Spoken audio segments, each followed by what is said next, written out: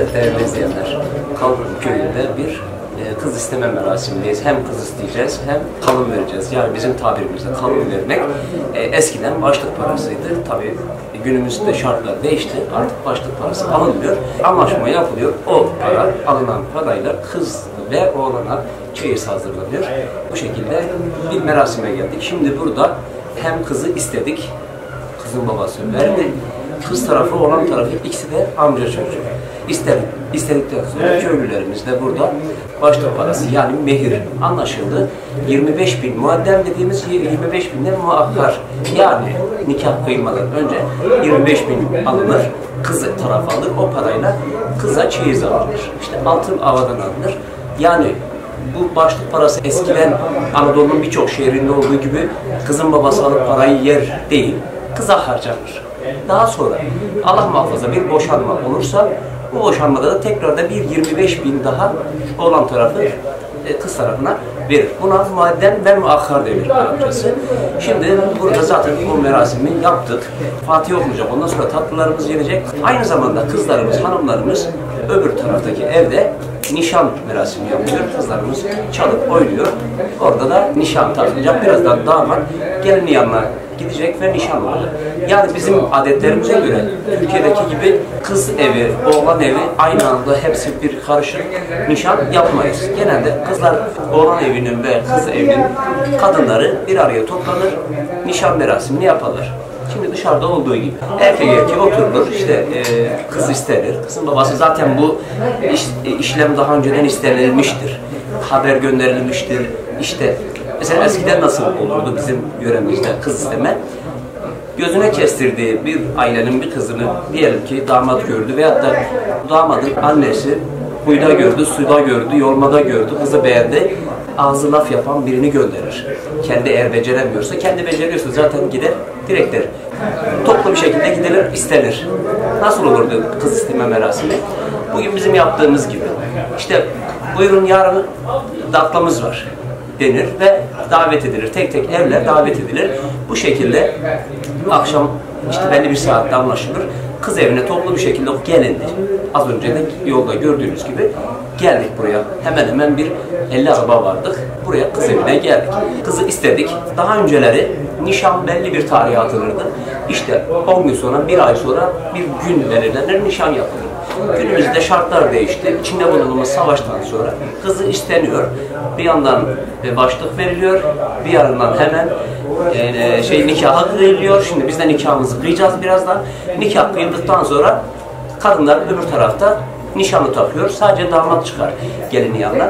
Nişanlı takar, küpesini, bileziğini takar. Eskiden nişanlar düğünlü dernekli olurdu. Yani kimisi durumuna göre davul zurna getirirdi. Kimisi durumuna göre aile arasında yapardı. Kimisi de hiç nişan yapmaz. Kız anası, kız babası birbirlerine gelirler. Aile arasında hemen yüzük takılırdı. Günümüzde dediğim gibi bu savaştan sonra birçok adetlerimizde değişiklik oldu. Günümüzde artık şartlar değiştiği için hepsi hemen hemen bir günde çıkaranlar var. Hatta bugünümüz şartlarında kız isteniyor, başlık veriliyor, nikah veriliyor, nişan takılıyor, aynı gecede kınası yanıyor. Bunlara da denk geldiğimiz oldu. Ama biz bugün sadece nişanı takacağız. Seneye de bu damadımız İnşallah düğününü yapacak. Düğünlerden ne olurdu? Düğünlerden önce neler yapardık Suriye Türkmenleri olarak? Nişan takıldıktan sonra artık iki taraf akraba oldu. Zaten bir akrabalık varsa zaten akrabadır. Ama yabancı bir yerden, başka bir uzak yerden almışsa onlardan artık akraba sayılır. Düğün başlamadan önce bir tarihe anlaşılır. O tarih eğer bayramsa bayramın 2. 3. güne denk gelir. Yok şayet yolmalar zamanıysa yolmalar yolunu, patoslar biter, ona göre ayarlanır. Yani herkesin işi gücü varken düğün genelde yapılmaz. Düğünler genelde şöyle olurdu. Kart basılır, pazarlığa gidilir, pazarlık yapılır. İşte burada konuşulan bu meblağ 25.000 o pazarlıkta harcanır. İşte atıyorum bir sene sonra bu pazarlık, yani bizim yörel şivesiyle dediğimiz pazarlık, kızın çeyizi alınacak. O konuşulan para, anlaşılan para bir kuruşu harcanmadan, yani kız tarafı onu harcamadan birlikte gittiklerinde o pazarlıkta kıza altın avadan eşya alınır. Ondan sonra kartlar basılır. Daha önceler top kumaş dağıtılırdı. Yani durumuna göre adam düğününe 200 kart dağıtacak. Bunun yüzü de topludur. Yani top dediğimiz bir etek ya da bir fistan çıkacak bir kumaş, 1,5-2 metrelik bir kumaş parçasıdır. Buna top denir. Bu toptan kart belli ailelere gönderilir. Yani bütün köye top verilmez veyahut da yan köyden, Sekizler'den, işte Kaberen'den, Sandı'dan muhakkak o köylerde bir iki hatır sayılır. Akrabası vardır ya da bir dostu vardır. Ona hem kart gönderir hem top gönderir. Top gelmişse şayet o kişi bu düğüne muhakkak icabet etmesi gerekir. Yani iki eli kanda olsa tabiri caizse bu düğüne gelmesi gerekir. Gelmese bile muhakkak onu bir şekilde şey yapar. Yani hem oraya bir hediye gönderir, top gelmiş çünkü. Durumuna göre bir kurban gönderir ya da işte nişanı şey atar, şabaş dediğimiz oraya takı takar. Bizim adetlerimize göre altın takma yoktur. Daha çok dediğim gibi para takılır, kurban kesilir, kurban getirir ya da bir çuval şeker getirir. Bu şekilde düğününe icabet eder. Durumu iyi olan aileler nasıl yapardı? Köyden köye kart ve top gönderdiği zaman abdallar dediğimiz yani yörenin davul zurnacısı abdal, bir iki abdal gönderir, kart dağıttırırdı, top götürür verirdi. Şimdi artık WhatsApp'tan çekiyorlar ve gönderiyorlar 250-300 kişiye düğünümüz var diye. Bu şekilde günümüzde bu şekilde oluyor değerli izleyenler. Hatta Adilşan diyorlar, düğünümüze gelir misin? Gelirim diyorum. 3-5 gün sonra bakıyorum WhatsApp'tan bir kart atıyorlar. Adilşan düğüne davet ettik. Ben de hemen bir şarkı söylüyorum. WhatsApp'tan atıyorum. Düğünümüzü şenen diyorlar ya. WhatsApp'tan bir şarkı söyleyip atıyorum. Ya diyorlar düğüne gelmedin. Ben de diyorum ki WhatsApp'tan gelen kartlara WhatsApp'tan şarkı göndeririz. Tabii de bu işin esprisi değerli izleyenler. Söyle bakma o şarkıyı da. Evet. Ondan sonra şimdi kartlar dağılır, pazarlıklar yapılır, bayrak dikimi olur efendim. Bayrak dikmenin amacı nedir Suriye Türkmenlerinde? Yani bu hafta içinde 10 gün içinde bu köyde bir davul ya da bir düğün olacak mesajını vermektir. Yani bu evde bir düğün olacak mesajını vermektir. Dikilen bayraktaki motifler genelde İslam'ı simgeleyen ay yıldızdır. Baharı simgeleyen renklerdir. Bu şekilde renklerle motifler işlenir bu bayrağa. Damadın evinin başına bu bayrak asılır. Tabi bu bayrak asma öyle hemen asmayla olmaz. Köyün bütün cahalları, bütün gençleri o bayrağı o eve dikene kadar hemen hemen 1-2 saat bir eğlence yaparlar. Türküler söylerler, efendime söyleyeyim maniler okurlar. O bayrak yukarı dikilir. Kimisi ah anam ayağım kırıldı deyip oturur. Falan bana türkü söylesin ayağım iyileşmez yoksa diye bu şekilde birbirlerine istek izlerler. Hani türkü bilmeyenler de ya ebe çalır ya ana çalır ya komşular itimizi bağlayın gemikler benim diye küçük düşürmek için amaç düğündür, amaç güldürmektir, insanları neşelendirmektir. Bu da bizim yöremizin insanının komik, güler yüzlü böyle adetlerinin olduğunu gösterir. Bayrak dikilir, bayrak dikme türküleri okunur. İşte Acem kızı okunur. Acem kızı. Aslında tam yanımda tam profesör bunu okuyan en iyisi var. Ben terbiyesizlik ettim hemen girdim. Şimdi buradan dinleyelim. Acem kızı dinleyeceğiz. Bak şimdi izleyicilerimize ben dedim. Kalkım köyünde köyünde en güzel kına manilerini veyahut da bayrak dikme manisini Mustafa abi bilir. Şimdi Mustafa abiden bu Acem kızını bir dinleyelim. Dinleyeceğiz.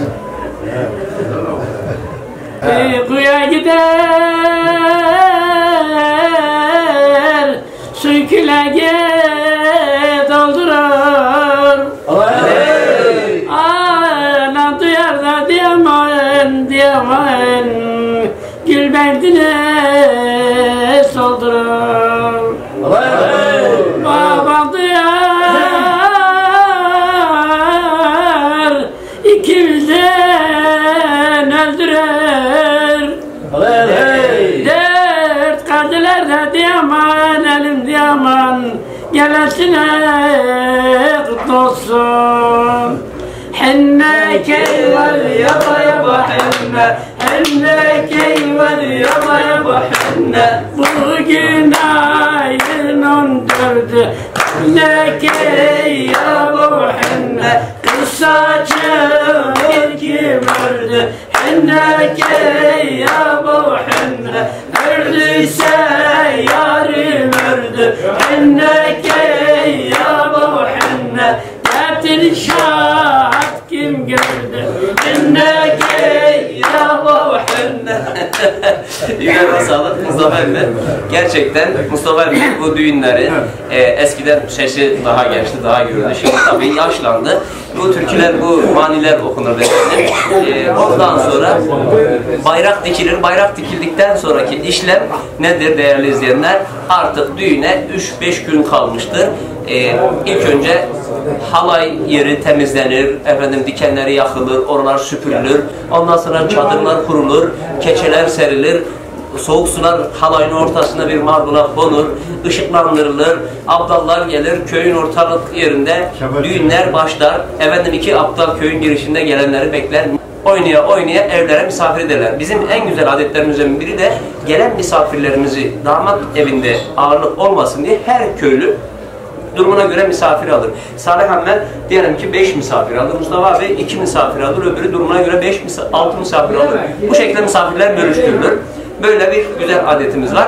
Düğünler çalınır. Ondan sonra kına olur. Kınamız 2 gün, 1 gün kına sürülür. Kız evi eğer aynı köydeyse aynı evde, evinde yapılır. Eğer ki kız evi başka bir köydese, başka uzak bir köydese o köye kınaçılar gider. Kızlar bir otobüsle 2 de erkek, 3 erkek de yanlarına biner giderler. O köyde kına yanır, yatılı kalınır.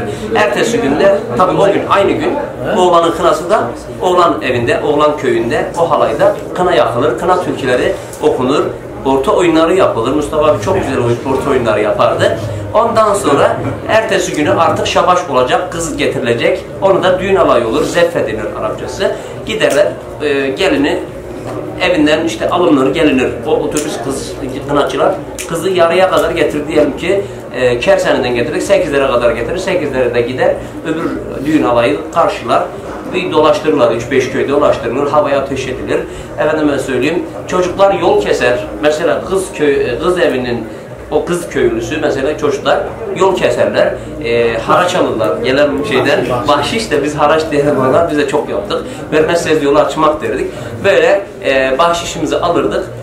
Ondan sonra yolu taşları açar giderdi. Ondan sonra artık düğün, kına biter, o gün, ertesi günü şabaşlar atılır. İşte düğüne destek amaçlı takı yerine para atarlar. Şabaş der, abdal kere dombalayı kaşar. Şabaş, alakadan şabaş. Şabaş der, alakadan şabaş der. 2000 lira alaka para vermişse, o abdalın o dombala kaçmasına için 500 kağıtta ona bahşiş verir.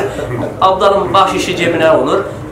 Takıda, takı masasında not edilir. Kimler ne takmışsa not edilir.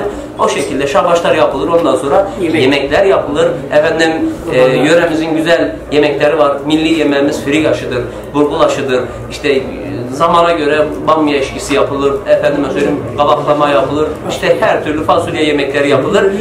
Misafirler ağırlanır. Misafirler bittikten sonra elleri yıkanması için bir yerde su olur, sabunlar olur. Eli yıkanır. Efendim gelen misafire ne verirdik? Halat mı verirdik? Halat verirdik. Yani bir havlu veririz ya da bir çorap veririz yanında. Hediye. Bu şekilde misafirimizi gelirken bu şekilde de boş göndermeyiz. Bu şekilde düğünümüz biter. Şimdi bu düğünümüzü de nişan tarafına geçeceğim. Bir iki görüntüde nişan tarafına olacak. Efendim kız isteme adetlerimizi anlatmaya çalıştık sizlere. Suriye Türkmenlerinde kız isteme adetlerini anlatmak istedik sizlere. İnşallah başka bir programda, başka bir kız istemede görüşmek dileğiyle.